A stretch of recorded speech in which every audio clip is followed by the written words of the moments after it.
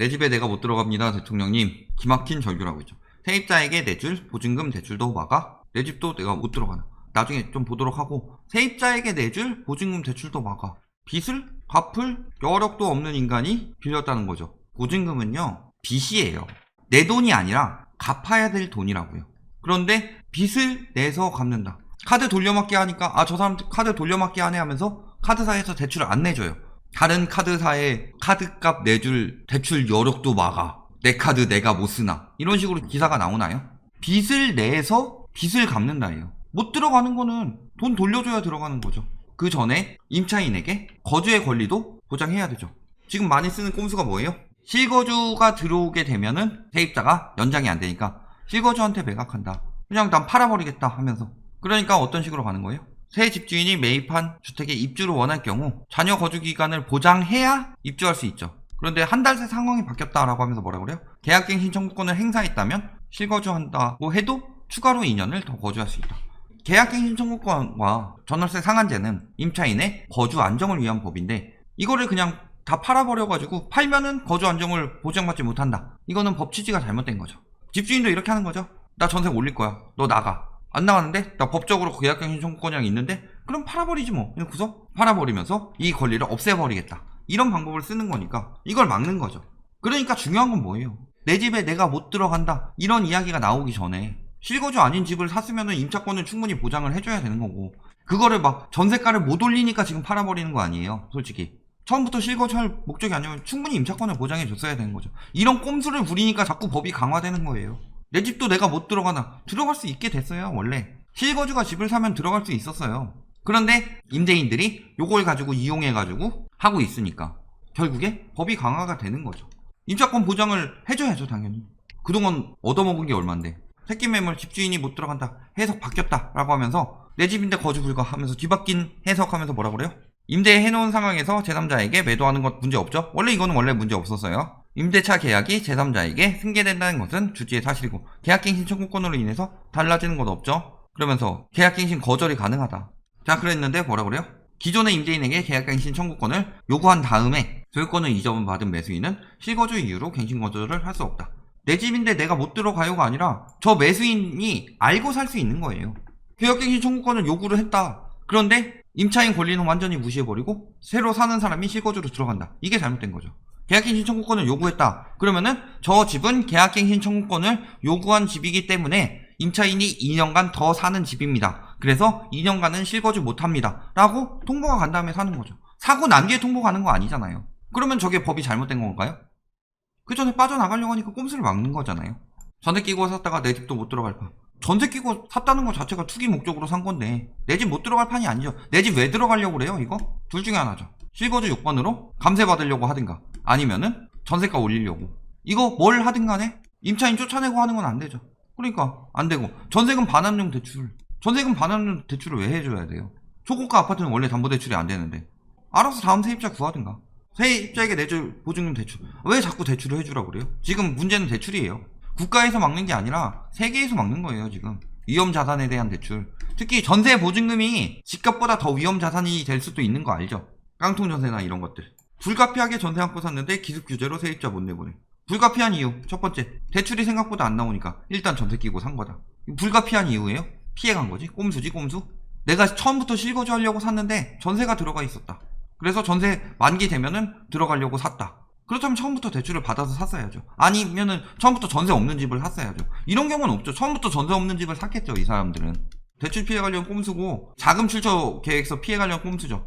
근데 무슨 이게 불가피하게. 불가피하죠. 본인들 입장에서는 불가피하죠. 정석대로는 안 되니까. 자, 결국 말하고 싶은 건 뭐예요? 전세 만기에 따라서 뭐 집값 달라진다. 집주인 사는 거는 비싸진다.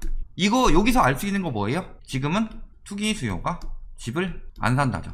투기 수요가 집을 안 산다는 이유는 뭐예요? 전세 낀 물건은 투기 수요들이 사고 집주인 사는 건 실거주들이 사는 거잖아요. 근데 왜 실거주가 되는 거는 비싸고 전세 낀 건 쌀까요? 전세가 마음대로 못 올리니까. 투기가 쉽지 않다라는 거죠. 집값 하락 징조죠.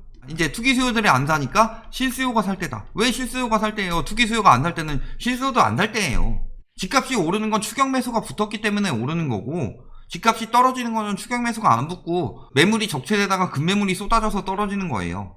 그렇다면 투기 수요들은 비싸게 사도 되죠. 고점이 20억이라서 내가 18억에 사서 20억에 팔 수 있으면은 투기 수요는 들어갈 수 있죠. 집값은 원래 10억이더라도. 근데 실수요들은 집값이 원래 10억이라면 18억에 들어갈 필요가 있어요? 그랬다가는 이 단어를 내뱉고서 결국에는 버티지 못한다. 그러니까 지금은 실수요가 살 때가 아니다. 아무리 어떤 법이 되더라도 투기 수요가 사는 집과 실수요가 사는 집에 이렇게 괴리가 벌어졌다는 건 절대 들어가서 안 된다는 소리예요. 세입자에게 새로 사서 입주하려면 만기 6개월 전에 통보해야 된다. 그리고 만기 1년 이상 남은 매물을 뜻. 근데 만기 6개월 전에 통보하더라도 이거는 항상 실거주 한다고 통보해야 되는 거죠. 입주하려면. 뭐 내놓는다 이런 거에 대해서는 청구권을 사용할 수 있으니까 6개월 전에 미리 얘기해야 된다. 난 이 집 들어갈 거요. 근데 대부분 돌려줄 돈도 없죠.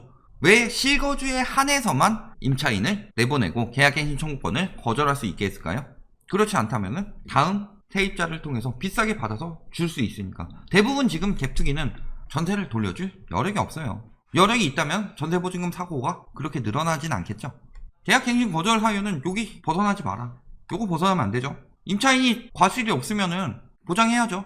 지금 뭐라 그래요? 세입자 5% 넘게 올려줄 테니까 더 살자. 헛돈은 전월세 상한제 라고 하면서 이런 이야기들 나오는데 실질적으로 헛돈은 뭐냐? 집주인 강압 아닌데도 불구하고 세입자 스스로 상한선 5% 넘겨서 재계약하는 경우도 나오고 있다. 신규 계약 시세 막 띄우더라도 하는 경우가 있다. 왜요? 상한선 5%를 넘겨서 재계약하는 경우는 계약갱신 청구권을 사용한 것으로 치지 않기 때문이죠.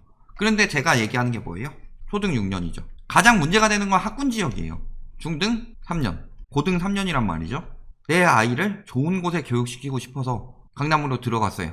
혹은 목동으로 들어갔어요. 2년 살았는데 임대차 3법이 나오네요. 계약갱신 청구권을 사용해서 2년 더 살고 싶은데 그러면 5, 6학년 때 집주인이 계약을 해지를 할 것 같아요. 지금 추세로 봐선 그렇죠. 사실상 4년째에 그런 일 없어요. 전세가 폭등 없기 때문에 집주인도 재계약 다시 그냥 해줬으면 할 상황에 올 텐데 일단 지금 자꾸 불안감 조성하니까 5, 6학년 때 어떡하지? 그러니까 요거 청구권 사용하지 않고 상한선 넘겨서 계약하고 이때 청구권 사용해서 내 아이 6년은 제대로 다니게 만들겠다. 중, 고 합쳐서 마찬가지죠. 보통 중등에서 고등까지 이어져서 가잖아요. 교육이. 그러니까 똑같이 2년 플러스 2년 하면은 가장 중요한 고 2, 3 때 재정이 안 돼서 못 다니게 될 수가 있어요. 그러니까 지금 최대한 가능하면은 하고서 갱신 청구권 한번 아껴둬서 이렇게 한다. 그러니까 제가 자꾸 3 플러스 3을 주장하는 거예요. 초등 6년 3 플러스 3으로 살고 중고등 3, 3년 살다가 중등에서 안 맞으면 3년 살고서 나가면 되는 거고. 근데 이게 헛돈은 전월세 상한제가 아니죠. 아직 2 플러스 2라서 그런 거죠. 전월세 가격 통제라고 바로 이야기하죠. 표준 임대료 도입하는 거에 대해서 신고제 이후에 검토한다 라고 해서 데이터 확보해서 하겠다. 표준 임대료 뭐예요? 정부에서 적정 임대료를 한다. 예를 들어서 제가 주장하는 것들 있죠. 공시가격의 60에서 한 70% 수준에서 전세 시세를 만들어라. 그리고 월세 같은 경우는 전환율. 이런 식으로 하면은 굉장히 안정될 것이다 라고 이야기를 했죠. 근데 사실상 데이터는 전반적으로 확보해야 된다 라고 하는데 신고제 이후 하면서 기레기들은 뭐라고 하냐? 전월세 가격을 통제하는 것을 말한다. 통제해야죠 당연히. 독점해서 뭔가 올리는 거에 대해서는 통제해야 되죠. 특히 그게 의식주에 관련된 거라면. 해외에서는 표준 임대료 대부분 폐지한다 이런 기사들 계속 때리고 있는데 폐지한 데는 영국밖에 없어요.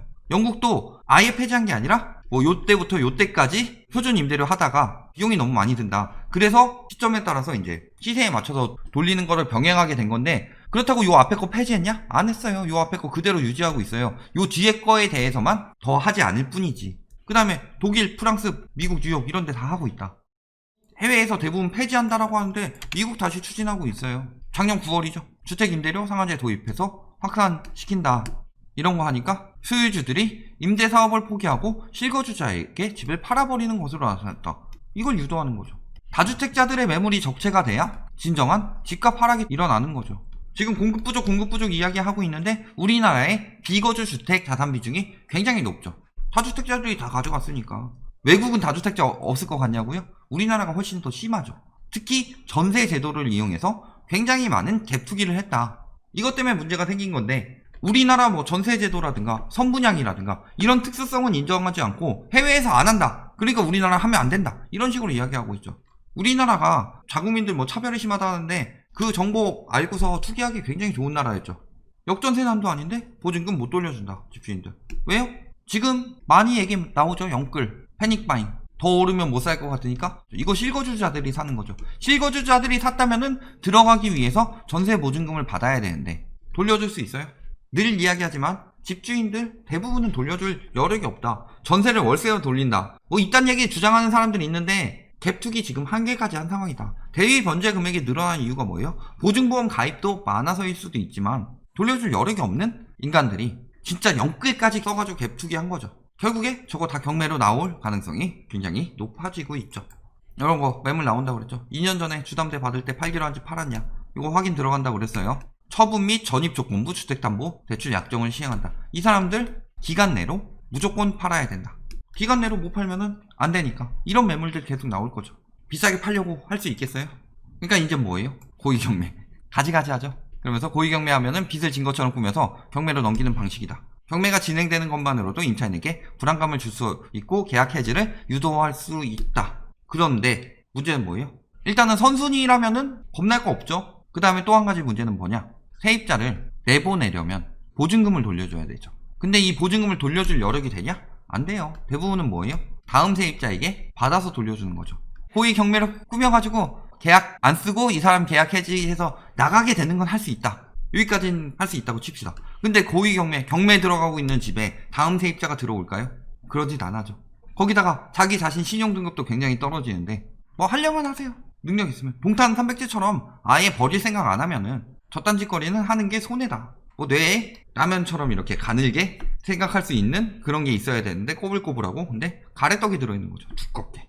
저런 방법을 생각해놓고서 저거를 방법이라고 이야기하고 있는 언론이나 이런 고의경매 해가지고 쫓아낼 정도면은 그거는 임차인이 워낙 쓰레기라서 저렇게까지 하려고 하는 거지. 너의 살을 깎기 위해서 나의 뼈를 주겠다 이거죠.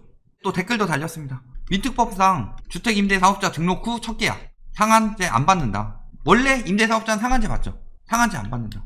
임대사업자 전에 계약을 해놓고서 2년 살다가 내가 이 사이에 요때 임대사업자에서 계약을 했는데 요건 첫 계약이니까 전월세 상한제 피할 수 있다. 10% 올려라. 20% 올려라. 이딴 식으로 임대사업자가 오히려 더 상한제를 안 받으면서 할 수 있다. 이딴 식으로 주장하는 인간들이 있어요. 근데 뭐라고 그래요? 등록 이후 맺는 첫 계약이지만 실질적으로는 원래 갱신 계약이죠. 그러니까 이건 상한제 적용됩니다. 말도 안 되는 거 주워 듣고 와가지고 해보세요. 그렇게 하겠다고 해놓고 5%만 올려줘서 돼요. 요것도 법적으로 문제 안 돼요. 그리고 이 임대사업자 신고하세요. 과태료와 동시에 세금 혜택 받았던 거 다 환수됩니다. 이거야말로 진짜로 살을 주고 뼈를 깎는 작전이죠. 결론, 내 집에 내가 못 들어가요. 실거주 목적이면은 들어갈 수 있다. 실거주 목적으로 살 때 계약갱신 청구권을 사용했을 경우 못 들어가는 거죠. 사용 안 한 집으로 사면 되는 거죠. 계약갱신 청구권을 사용했는데 굳이 그 임차인을 내쫓아내고 내가 들어가겠다, 이런 놀부심보만 안 부리면 되는 거잖아요. 민특법상 상한제 적용 안 받는다? 개소리다. 표준 임대료? 요것도 임대차 시장을 안정화시키기 위한 정책이고 해외에서 폐지하고 있다? 아니요, 폐지하고 있는 데 없습니다. 이후의 주택에 대해서 하지 않는다, 이 정도지 그 전에 건 그대로 유지되고 있죠. 오히려 추진하는 데가 늘어나고 있다. 임대인 권리 침해라고 주장하는데 사실상 임차인 권리 보장이랑 어느 것을 우선으로 두느냐 이건데, 지금까지 임대인이 그동안 받은 혜택, 임차인이 받은 혜택이랑 임대인이 다음 세입자 들어올 때까지 돈을 못 돌려준다, 이거는 임대인이 약속을 어긴 거죠. 그렇다면 그 부분에 대해서 추가로 지불을 했느냐. 만약에 그것 때문에 계약 취소하면 원래 임대인이 지불해야 돼요. 다음 계약 취소되면. 그런데 그런 것도 안 해줘요. 나가게 되면은 보통은 내 지금 법적이 언제 끝날지 모르니까 다음 집을 구하기 굉장히 힘들어지는 임차인들이 그냥 피해보고 살았던 거지. 임대인들이 엄청난 혜택을 누리고 살았다. 이거 조금 더 원위치 시키고자 하는 건데, 그리고 집값 올리는 거 임대인들이 임차인 전세값으로 떠넘기고 있던 거 원위치 하겠다고 하는 건데, 임대인 권리 침해다 라고 주장하는 사람은 여태까지 진짜 본인들이 받았던 것에 대해서 잊어버렸을 뿐이다 라는 거죠. 당연히 추진되어야 하는 거고, 꼼수 쓰면 쓸수록 법만 더 강해지니까 뭐 쓸 수 있으면 본인이 알아서 쓰고 퍼뜨리거나 하면서 꼭 이 꼴 나니까 더 강화되고 싶지 않으면 알아서 잘 지켜라. 여기까지 말씀드리겠습니다.